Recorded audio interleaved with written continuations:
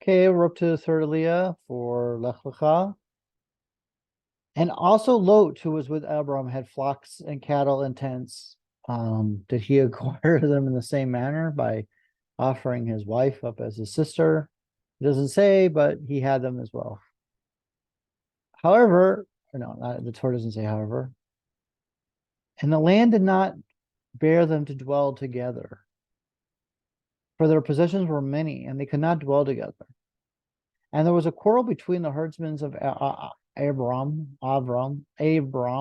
Avram, the herdsman of Avram's cattle, and the herdsman of Lot's cattle, and the Canaanite and the Perizzites were then dwelling in the lands. Now we have another nation that we're learning about. And Avram said to Lot, please let there be no quarrel between me and you, and between my herdsmen and your herdsmen, for we are kinsmen.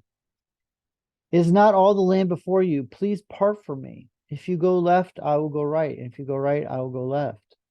And Lot raised his eyes, and he saw the entire plain of the Jordan, which was entirely watered, before the Lord destroyed Sodom and Gomorrah, like the garden of the Lord, like the land of Egypt as you come to Zoar.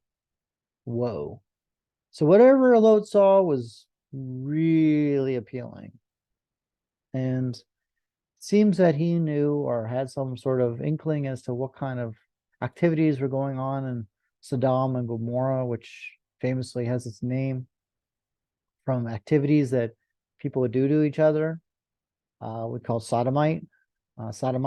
So I guess the Midrashim say a lot worse and other horrible things that were going on there. So it's kind of interesting that Lot would want to go there. But this is why Abraham, this is one of the things that the Meforshim, the commentators say why he wanted to split with Lot, because he saw that Lot was not of the same spiritual character or quality as he was. And we don't really ever hear of God talking to Lot. Not yet. And Lot chose for himself the entire plain of Jordan. Weren't there people there already? So there was 5 towns. So like he could just take it, or he could just have it. And Lot traveled from the east, and they parted from one another. Avram dwelt in the land of Canaan, and Lot dwelt in the cities of the plain. He pitched his tents until Sodom.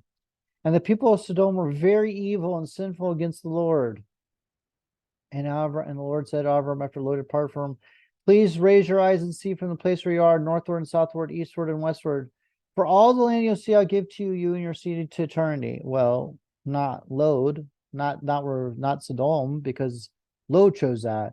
And what about where the nations that we've learned about were? What about those lands?